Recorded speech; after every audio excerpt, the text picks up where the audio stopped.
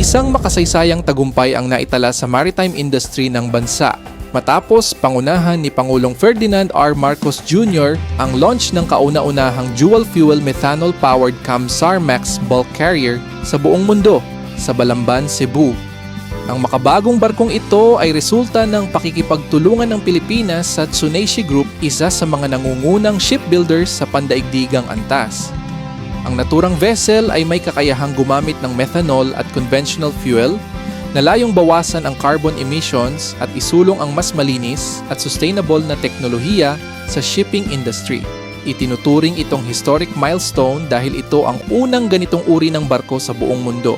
Patunay na ang Pilipinas ay aktibong kalahok sa pandaigdigang inobasyon sa larangan ng shipbuilding. We shall now proceed with the unveiling of the ship's name. May we invite the President to lead the naming of hull number SC443, the first 81,200 metric ton type methanol dual fuel KAMSARMAX bulk carrier in the world.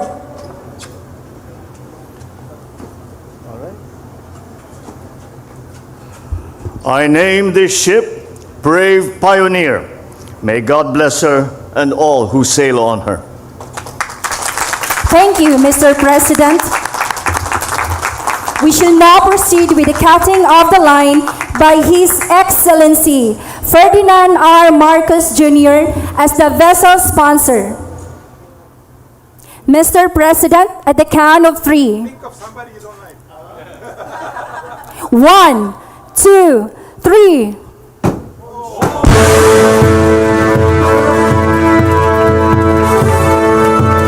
Thank you, Mr. President.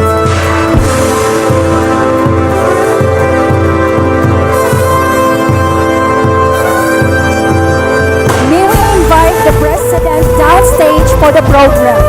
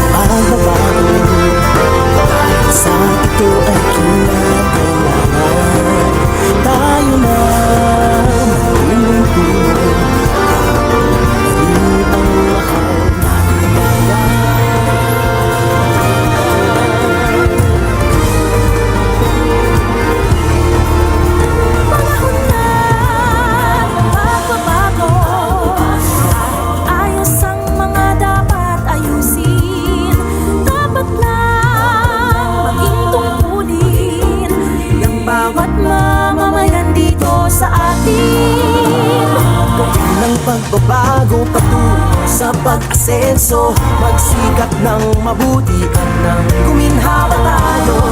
Bagong malaki natin sa mundo at ipamalas ang bagong Pilipino at bagong Pilipinas.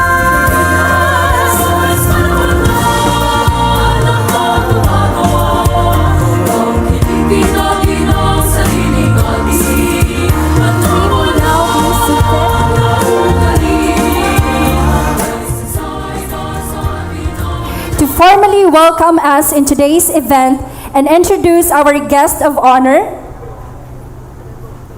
May we call on the President and Chief Executive Officer of the Aboitiz Group of Companies, Mr. Sabine Aboitiz.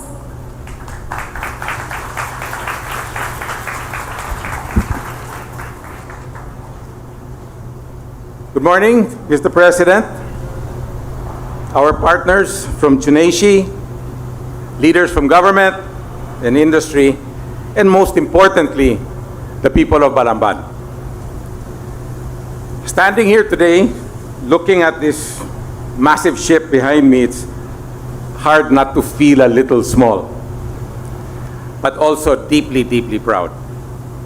Because this ship represents what happens when people come together to build not only vessels, but lives, families, futures, and an entire community. Over 30 years ago, Balamban was this quiet fishing town. Then, the Canberra Aboitiz partnership established Tsuneishi here. And so began the broader development of the whole West Cebu estate. So now we look at Balamban. From 45,000 people to nearly 100,000. From the coastal town to the cornerstone of progress of Western Cebu. A total of 12,000 jobs were created here. Nearly 400 ships have been launched, with more than 380 of them delivered worldwide. And all built by Filipino hands and sailed by Filipinos throughout the world's oceans. That's not growth, that's actually transformation. Evolving from a single project to an ecosystem of jobs, of skills, of suppliers, and of community growth. This partnership has helped Balamban transform into the country's shipbuilding capital and enabled the Philippines to compete globally. Anchored by THI, the West Cebu estate has been central to the Philippines' position as the world's fourth largest shipbuilder by gross tonnage. It proves that when you plant the right seeds, a forest of opportunity grows. Economies rise, families thrive, and communities move forward. Mr. President, I'd like to thank you for your support, particularly for the presidential proclamation approved last December expanding the West Cebu Industrial Park Special Economic Zone.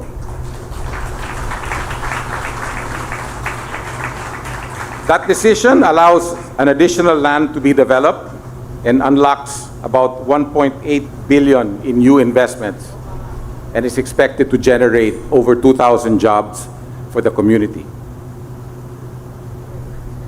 Here we have seen the whole government working together and the coordination that protects the interests of our people and our environment, while giving long-term partners like Tsuneishi the confidence to keep investing and building here in Cebu and in the Philippines. So today we mark the delivery of the world's first, well, here at least, first methanol dual fuel KAMSARMAX bulk vessel. Through the use of cleaner methanol fuel, this ship significantly cuts harmful emissions, meaning cleaner air, cleaner seas, and a healthier future for the next generation. And that's what innovation is really about. It's about making bold choices for tomorrow. So to the team at Tsuneishi, we thank you for believing in Balamban and believing in its people. You've helped shape a town that stands proud and looks forward with great confidence. And to the people of Balamban, you've shown what's possible when a community believes in something that's really bigger than itself. So let's keep building. May this ship sail safely, and may the partners behind it continue to move forward. Daghang salamat sa inyong tanan.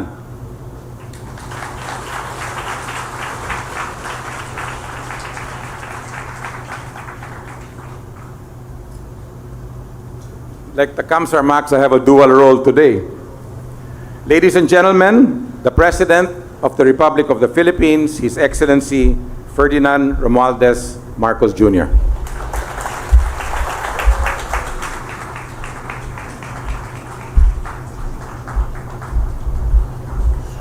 Thank you very much to the President and Chief Executive Officer of the Aboitiz Group of Companies, Mr. Sabine Aboitiz, for your kind introduction. Please be seated.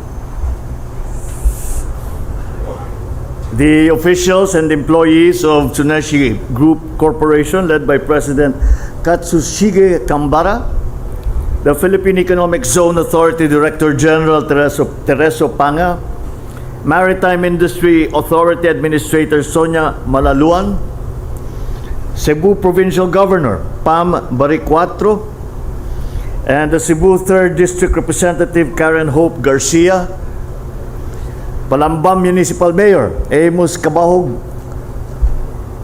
our distinguished guests, ladies and gentlemen, maayong adlaw kaninyong tanan.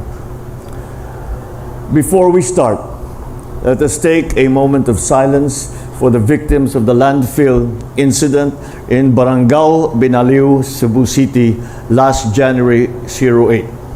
As search and rescue operations continue, we offer our prayers for the souls of the departed and strength to their grieving families. Please, a moment's silence.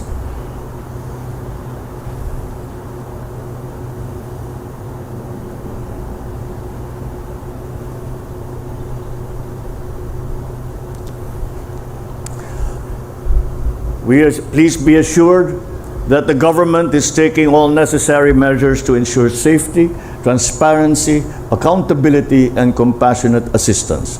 Burial support and other forms of aid are now being directed to those who have been affected by this tragedy.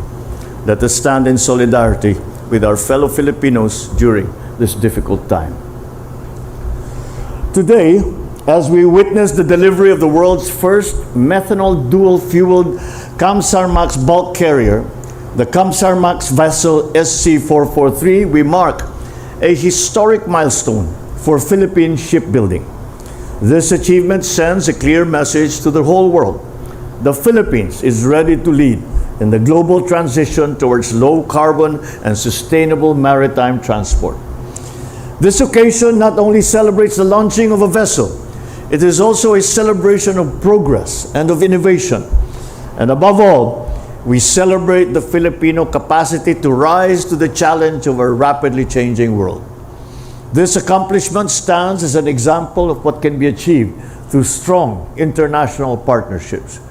The collaboration between Japan and the Philippines, between the Tsuneishi Group and the Aboitiz Group, brings together advanced ship design, skilled Filipino labor, and a robust domestic manufacturing base. While this project is a product of bilateral cooperation, it is also, and very importantly, a showcase of Filipino craftsmanship, ingenuity, and competitiveness. It proves once again that what is made in the Philippines can stand shoulder to shoulder with the best of anywhere in the world. The KAMSARMAX vessel SC443 is designed to significantly reduce emissions of carbon dioxide, nitrogen oxide, and sulfur oxides. It places the Philippines firmly on the map as a future-ready maritime manufacturing hub, aligned with International Maritime Organization decarbonization targets and global sustainability standards. It is especially vital as we move towards green shipping, an approach that embraces cleaner fuels, optimized vessel design, improved energy management, and sustainable shipping corridors. They are concrete steps towards protecting our environment while continuing to grow the economy. And why does this matter? Because as global regulations become stricter, the demand for low-emission and alternative fuel vessels will only grow. Philippine shipyards that can deliver these vessels gain access to premium international markets. Green vessels also open doors to sustainability-linked loans, green bonds, and climate finance, bringing new investment into our shipbuilding sector. And beyond shipyards, this transition fuels growth in ancillary industries, advanced marine components, coatings, materials, and energy-efficient systems, strengthening the entire manufacturing ecosystem. We are one of the world's largest shipbuilding nations. As of November 2025, we have over 130 registered shipyards nationwide, employing over 11,000 workers, 70% of whom are skilled professionals, such as welders and fitters. In 2024, we constructed 484 vessels, from fishing boats to passenger and cargo ships. This only shows that this industry continues to be vibrant, dynamic, and is growing. This administration also remains fully committed to strengthening the shipbuilding and ship repair industry by enhancing its competitiveness, sustainability, and strategic capacity. We have the corporate recovery and tax incentives for enterprises, or the CREATE law, to provide fiscal and non-fiscal incentives to encourage modernization, the adoption of low-carbon technologies, and higher value manufacturing. May the delivery of this methanol-fueled KAMSARMAX vessel stand as a symbol of what we can achieve when innovation meets purpose. To our partners and stakeholders, may this project inspire deeper investments in skills development, technology, and high-value employment for Filipino workers. By continuing to invest in green technologies and advanced manufacturing, we are shaping the Philippines into a future-ready maritime hub that can meet the evolving demands of global trade. So together, let us shape a bagong Pilipinas that champions economic growth, industrial self-reliance, and national security, and continue to proudly showcase Filipino excellence to the rest of the world. Maraming salamat po. Mabuhay ang bagong Pilipinas. Magandang umaga sa inyo lahat.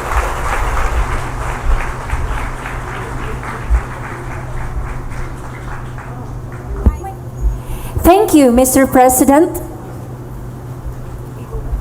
At this juncture, may we call on Mr. Naoki Kimoto, President of Nanko Shipping Company Limited, Mr. Katsushige Kambara, President of Tsuneishi Group Corporation, and Mr. Sabin Aboitiz, President and CEO of the Aboitiz Group of Companies, to present a gift to His Excellency Ferdinand R. Marcos Jr.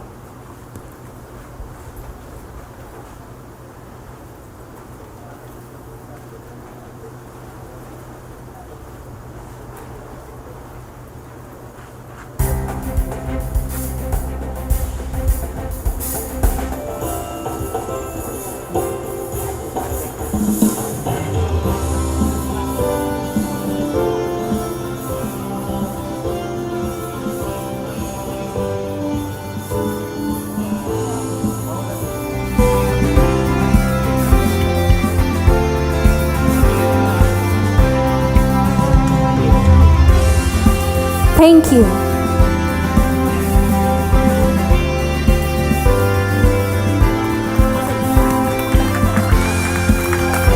Sobrang laki, di ba? Kasi this is our first dual bunker and methanol vessel made here in Balamban, Cebu. So it's a big deal. We made about 400 vessels and we started, all made by Filipino hands and sailed by Filipino sailors around the world, right? So parang kung baga kung agri pa, farm to table, you know, the same thing, no? So we're coordinating with all the agencies. It takes a lot of agencies to get something like this done.